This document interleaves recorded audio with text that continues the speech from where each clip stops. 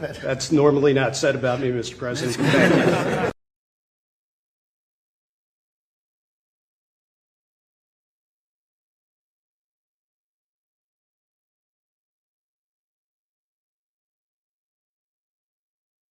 you. In the world, the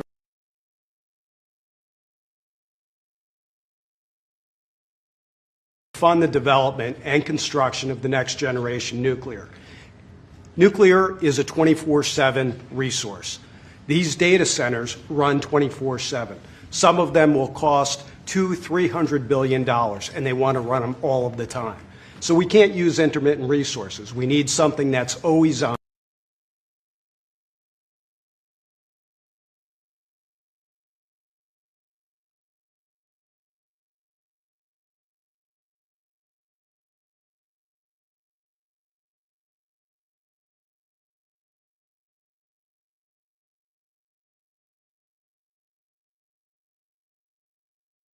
Much time on permitting, and we're answering silly questions, not the important ones.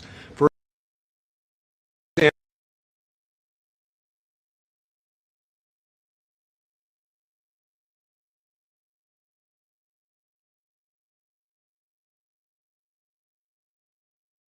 NRC to do an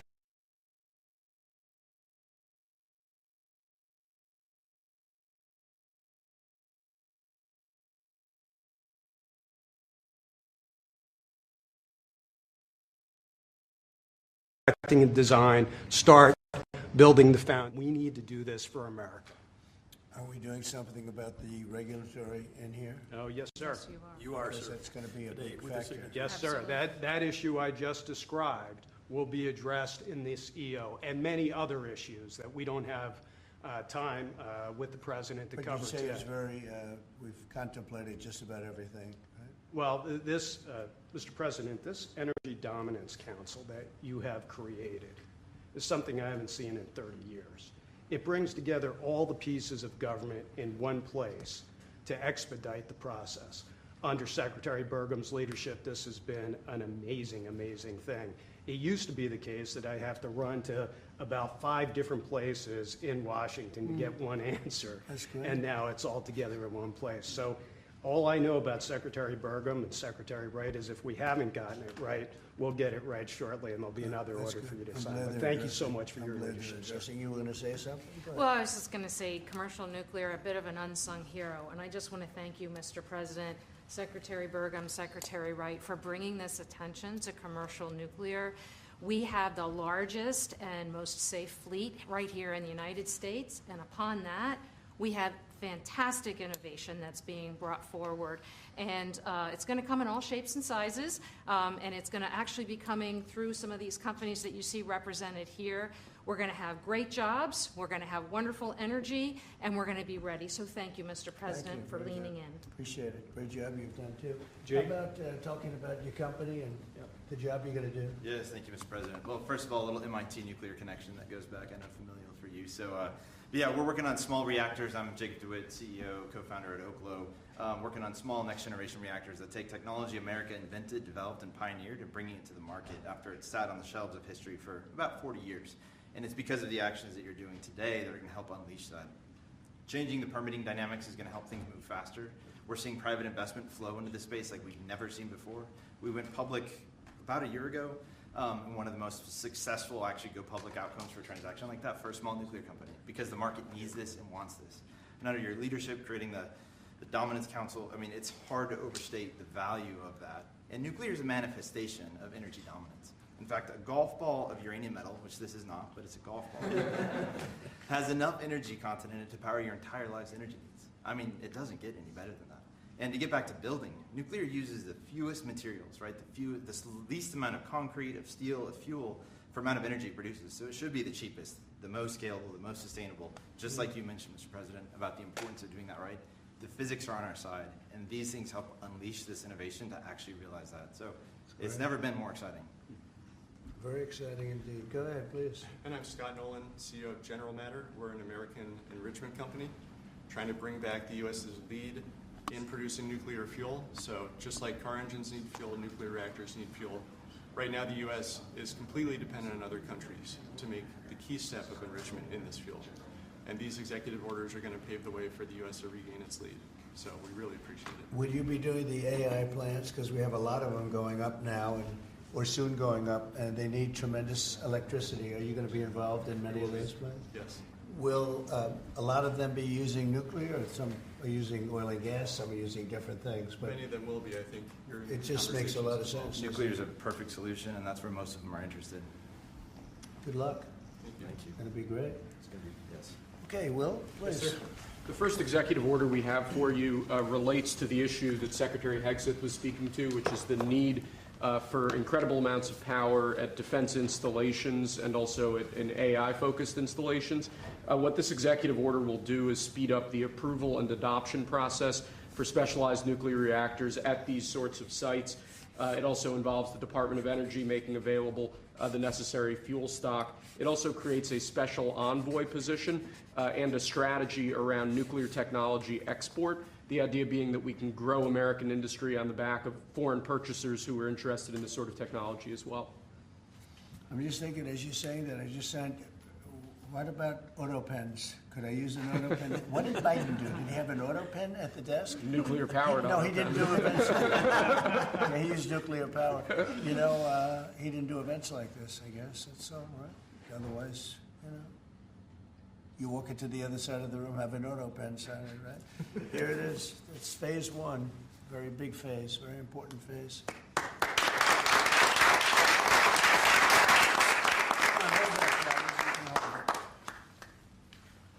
Sir, this next executive order is intended to reform the Nuclear Regulatory Commission. You heard a few of the people here speak about the complex regulatory processes that have really held the nuclear industry back.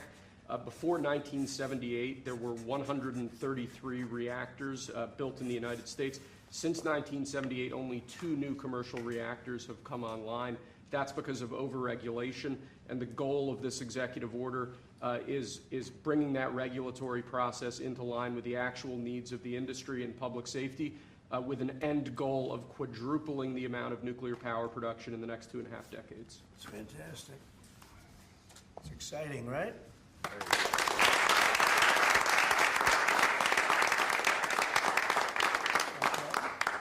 There you go. This next executive order relates to nuclear reactor testing, sir. The degree of overregulation and governmental inaction in this space in particular has had the effect of throttling development of new, highly modernized nuclear reactors that could really revolutionize the field of nuclear power generation.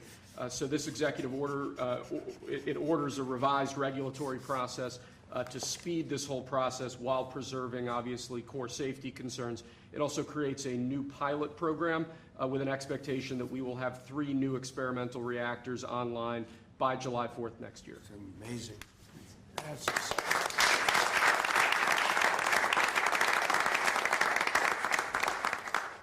okay, come on. And lastly, sir, we have an executive order on reinvigorating the nuclear industrial base. There are a number of core issues here, including the issue with fuel feedstock that one of the speakers mentioned before. This executive order, among other actions, includes an invocation of the Defense Production Act in order to spur a closer collaboration with private industry to ensure that we have the fuel supplies we need for a modernized nuclear energy sector. In addition to that, it includes crucial provisions relating to the development of a nuclear energy sector workforce and a number of other key building blocks to the overall nuclear industry that we're trying to spur here. Great, thank you.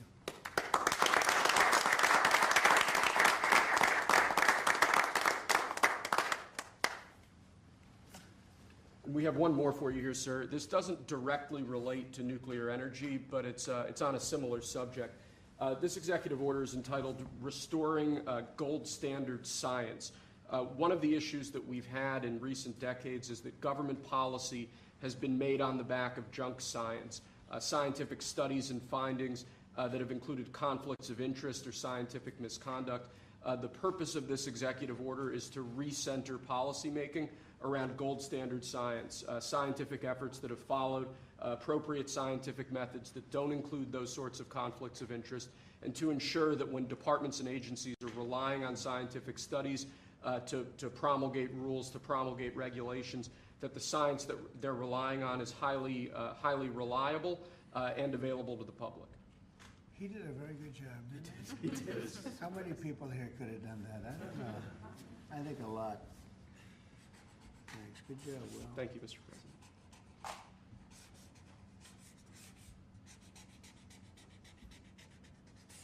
Is that it?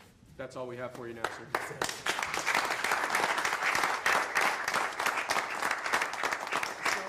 Do you have any questions for these brilliant people? They are brilliant people, actually. I have a question for you, Mr. President. Mr. President, on nuclear, sir, a lot of the concern over the years that's held the nuclear industry back has been about safety. Are you satisfied with those safety concerns? Yeah, we are. It's become a very safe, actually it's become very safe, and a tremendous work's been done on that, more than anything else, and it's really the automatic shutoffs. There's so many different things that they have now that they would have never had. You know, my uncle was a great nuclear person years ago, and that was a different, if you would have asked that question, probably it would have been a much different answer. But they have tremendous shut-off power and other powers that, and it's very redundant, as I understand it, like at a level that nobody's ever seen before, so it's safe. And we're going to do a lot of the small ones, and we're going to do some of the big ones, but yeah, very safe. Safe and clean. Mr. President, on Apple. Let's keep it on this for a little while. Let's keep it on the nuclear, and then if you want to ask something else, which you might, we'll do that. On nuclear, Mr. President. Yeah, please. What did you say to folks who are concerned that speeding up licensing or even doing fuel reprocessing raises safety and proliferation? Yeah, we're going to get it very fast, and we're going to get it very safe, and we're going to get the people in and out, and they're going to do plants. In many cases, they'll do 3 or 4 smaller ones and put them together. That's what France has done. France has done a good job of this for years, and they, as I understand it, they had basically one plan, and if they needed more, they'd do 3 or 4 or 5 of them. I don't know we have to go that far, but you know, there's something about building one big one. But we'll build the big ones too. We're going to have, I think we'll be, I would say we'll be second to none, because we're starting very strong. But it's time for nuclear, and we're going to do it very big. Yeah, please. Mr. President, what about the European Union? You said that negotiations are going nowhere. Where are the kind of points where they're... They're slow moving. I've been saying to everybody, they've treated us very badly over the years. It was formed in order to hurt the United States, in order to take advantage of the United States, and they've done that. We have a big deficit with them.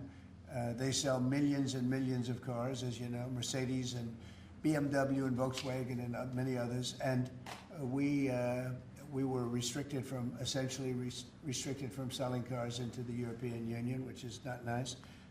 And I just said it's time that we play the game the way I know how to play the game. You know, they've taken advantage of other people representing this country, and they're not going to do that any longer. Yeah. Mr. President, you are a deal maker, deal breaker. What are you hoping to achieve with a 50% tariffs on the EU? Well, I think this is, there is no tariff, because what they'll do is they'll send their companies into the U.S. and build their plant. You know, we have, I guess, over $12 trillion practically committed. You look at other presidents, they haven't had $1 trillion for a year, for 2 years, for 3 years. We have numbers, nobody's ever seen numbers like we have. And if they build their plant here, then they have no tariff at all. Are you looking for a deal in 9 days? Will you be able to do that, sir? I'm not looking for a deal. I mean, we've set the deal, it's at 50%. But again, there is no tariff if they build their plant here. Now, if somebody comes in and wants to build a plant here, I can talk to them about a little bit of a delay. But, you know, while they're building their plant, which is something I think that would be appropriate, maybe, we'll determine that. Is there anything they can do, sir? Is there anything the EU can do? I don't know. We're going to see what happens. But right now, it's going on June 1st. And that's the way it is. No, they haven't treated us properly. They haven't treated our country properly. They banded together to take advantage of us. And the people behind me know, because they had some of that with their industry. But generally, you know, we signed a great deal with United Kingdom. We have numerous other deals that are ready to be signed. We've signed a deal with China. We have some really amazing deals. But the European Union, I mean, the sole purpose was really not to hurt us, but to take advantage of us, and we're not going to be taking Mr. President, on Apple, You said this morning that if they don't make their iPhones in the U.S., you're going to hit them with a 25% tariff. Right. Do you have the power to tariff one single company? And why would you want to hurt an American company in that way? It would be more. It would be also Samsung and anybody that makes that product. Otherwise, it wouldn't be fair. So anybody that makes that product, and that'll start on, I guess, the end of June. It'll come out. I think we have that appropriately done by the end of June. So if they make that product. Now, again, when they build their plant here, there's no tariff. So they're going to be building plants here. But I had an understanding with him that he wouldn't be doing this. He said he's going to India to build plants. I said, that's okay to go to India, but you're not going to sell into here without tariffs. And that's the way it is, yeah. Well, why would you hurt an American company that way? What makes you confident, sir, that Apple can build in the United States at a price that American consumers? Oh, they can. No, they can. And a lot of it's so computerized now. These plants are amazing if you look at them, but they can do that. And actually, as you know, Apple's coming in with $500 billion. So are the chip companies. We have all of the chip companies coming in. The biggest, $500 billion, $200 billion, $250 billion they're spending. But we're talking about the iPhone now, and the iPhone. If they're going to sell it in America, I want it to be built in the United States.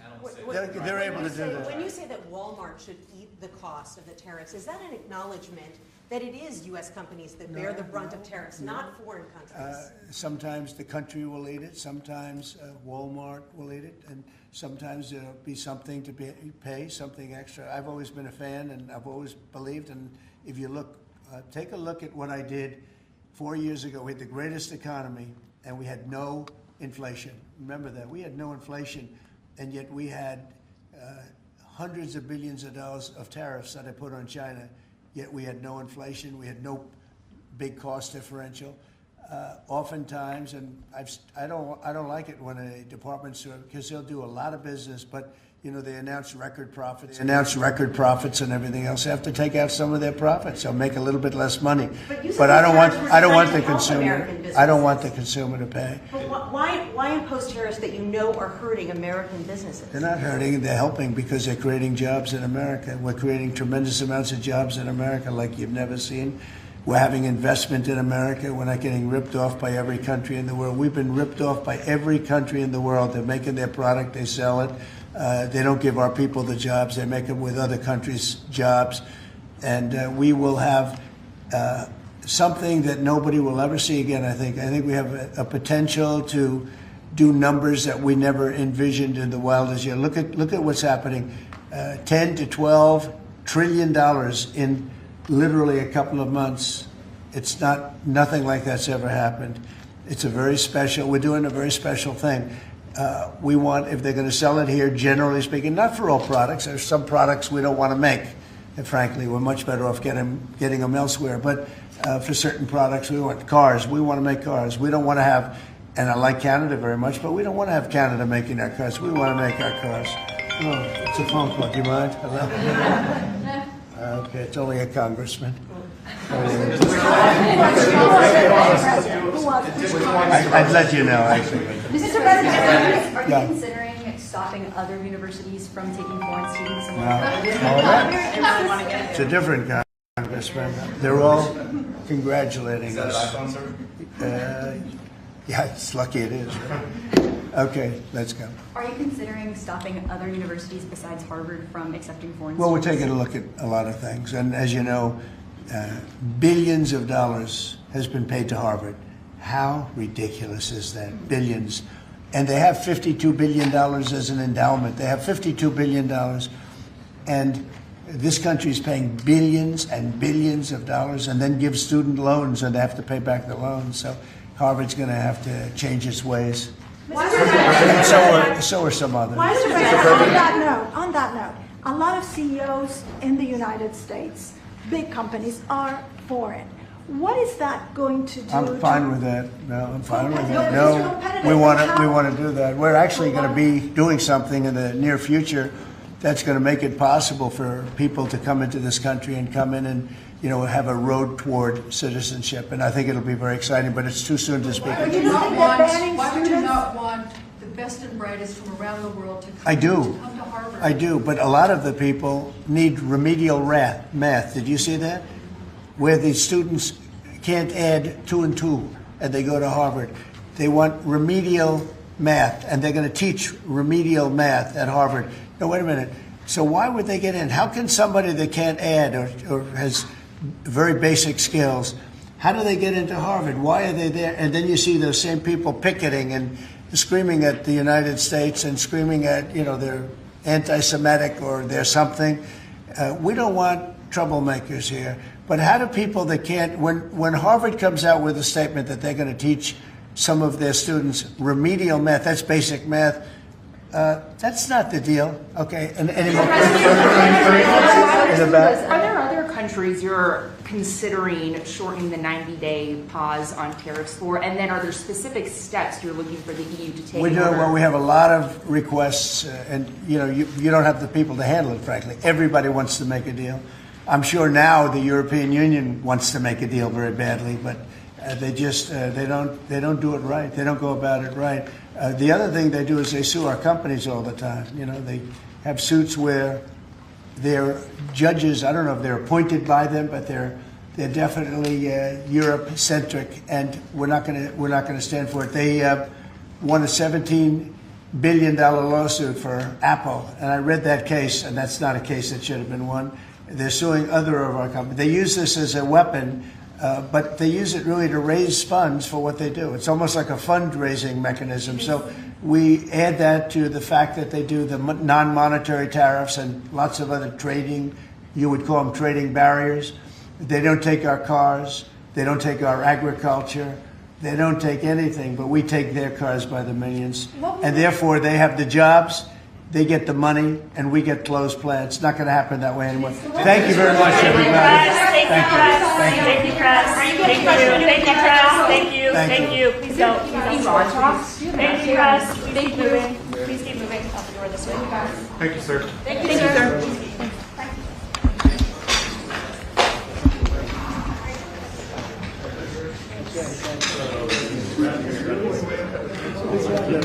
You think that's fun? You think that's easy?